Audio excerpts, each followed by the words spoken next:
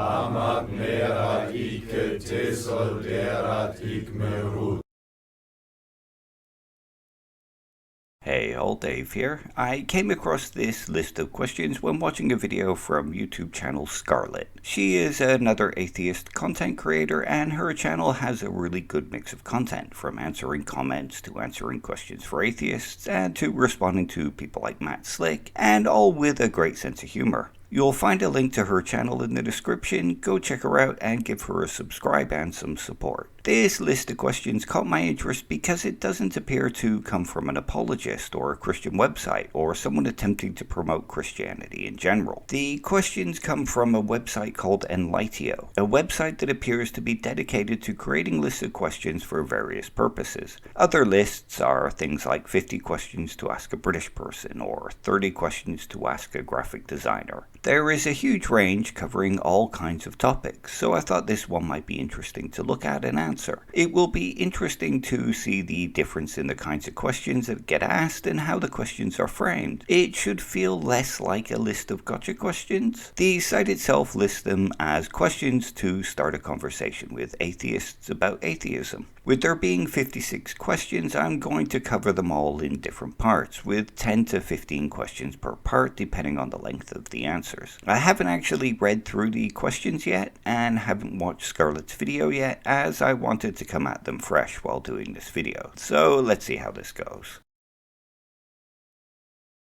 Question 1. How can you be sure that God doesn't exist? Okay, so this is kind of a standard question when it comes to these kinds of lists. It's aimed more at atheists like me that believe that God does not exist, rather than atheists that simply don't believe. It really depends on the level of certainty that's being spoken about when asked how I can be sure, I guess. If the question is asking how I can be 100% sure, then I can't. But then there's very little that I'm 100% sure about. If it's just asking how I can be sure or certain enough to believe that God doesn't exist, that's a different matter. There's some nuance to be made here, of course, and that nuance is with regards to the actual conception of God being spoken of. Some, like Allah or the Christian conception of God, I'm far more certain about than, say, a bare-bones deist conception. For some of them, it's the texts that make me sure. Errors in the Quran or bad morality in the Bible, for example. Or the various problem of evil arguments or something like divine hiddenness. With regards to just God concepts in general, it comes down to several things. Just as Christians argue for a cumulative case, so too is my atheism based on a cumulative case. The first and foremost thing is simply that a natural universe just explains everything so much better. When it comes to a perfect being God-style claim, what I see in the world doesn't seem to fit that, whereas it all seems to fit perfectly with a natural explanation.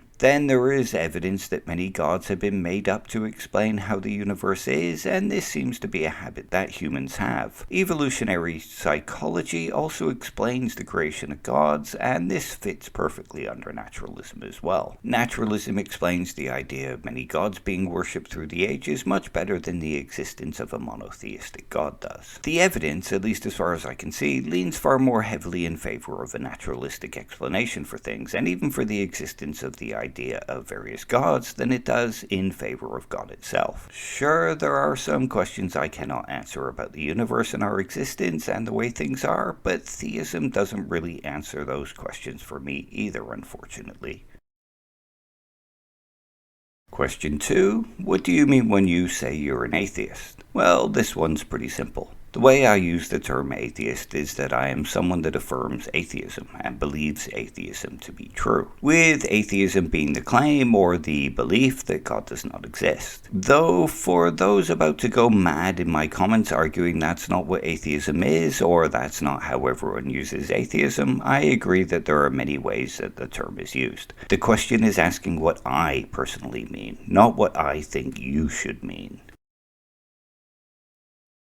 Question 3. How did you arrive at your atheistic beliefs? I was raised without religion, so was raised an atheist. As I got older, I was introduced to the idea of Christianity and the idea of God. When I was younger, my objections mostly stemmed around the Bible and the Christian God because that was what was prevalent in my culture. My objections were mostly centered around things like God being not much different than the dead gods of the past, evolution, evil and suffering, problems in the Bible, and the incoherent nature of how God was described and defined, along with a few other things. As I've got older, my ideas about God have expanded, as has my atheism.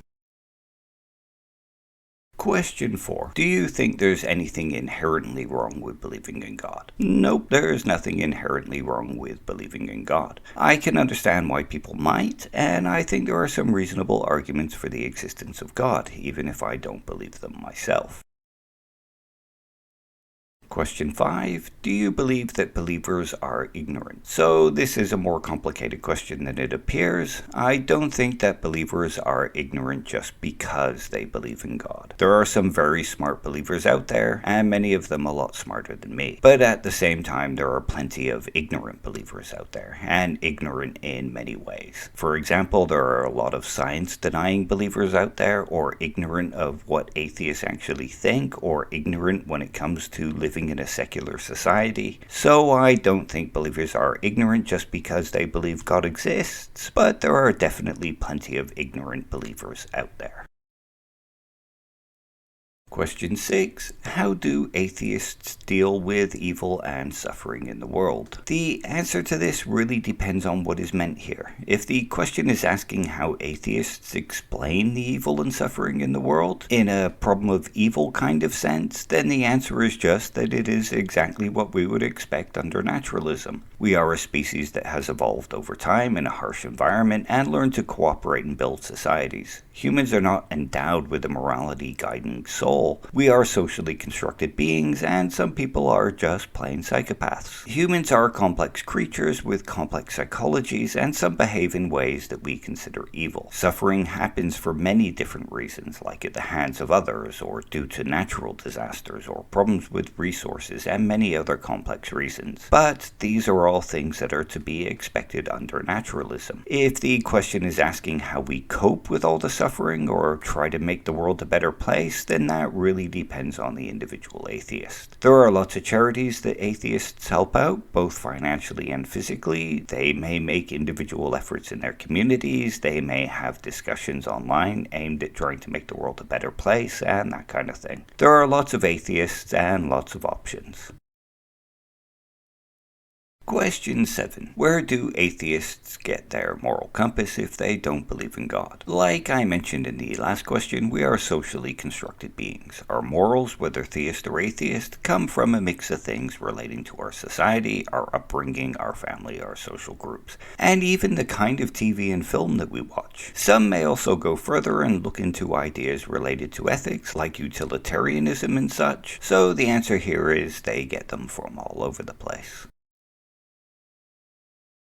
Question 8. Do atheists sometimes feel like they're missing out because they don't believe in God? I can only really speak for myself here, but I've never really felt like I was missing out by not believing in God. There are many benefits to believing in God that I can think of, and also some benefits I can think of when it comes to belonging to a religious community. When it comes to belonging to a religious community, it brings with it the benefits of belonging to particular kinds of communities, as well as the drawbacks, of course. However, I've never really felt like I was missing out on any of these benefits. Question 9. How would your life change if you believed in God? This is a really interesting question, and just as hard to answer as it is interesting. I'm not really sure how my life would change if I believed in God. There would be some obvious changes, such as changing beliefs about naturalism, the origin of the universe and life, and that kind of thing. One of the main determining factors would be which version of God I became convinced of, because that would determine which holy book I became convinced of, and whether I would be attending a church or a mosque or a temple. I would probably also start studying whichever holy book that I had become convinced of. As for lifestyle changes, I'm not really sure. That is a more difficult question to answer. I consider myself to be a pretty good person already, and lots of people call me a good person, but perhaps there would also be some adjustments to my moral outlook. Though I would imagine that any religion that deviated massively from my current moral outlook is one that wouldn't convince me. For example, any religion that asked me to judge homosexuals or transgenders poorly would be one that would not convince me, unless I had some major kind of religious experience or other kind of experience that transformed me in such a way that I was no longer me and no longer had the values I do. So beyond some of the more obvious changes, I'm not really sure how it would affect me.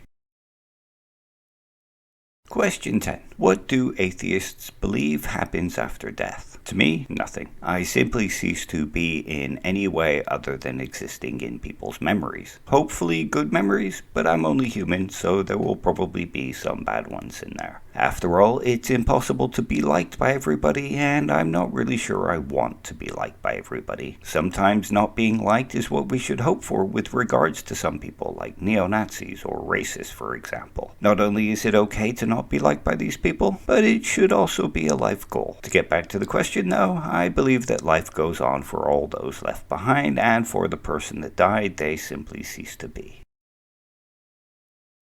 Okay, so that's the first part of this short series done. There are a couple of interesting questions in there. There are a few standard questions in there too, of course. So far, though, there have been no questions that have the kind of gotcha feel that many lists of questions from Christians have. They appear to be aimed at understanding what we as atheists believe and getting a genuine understanding. At least so far, anyway. If there are Christians or Muslims out there looking to genuinely have discourse with atheists, or looking to create an honest list of questions aimed at getting to understand the position of atheists, these first 10 questions are a good example to base them on. That's all for me this video then. Take care, I hope life treats you well and that you treat life well. See you again soon. Bye.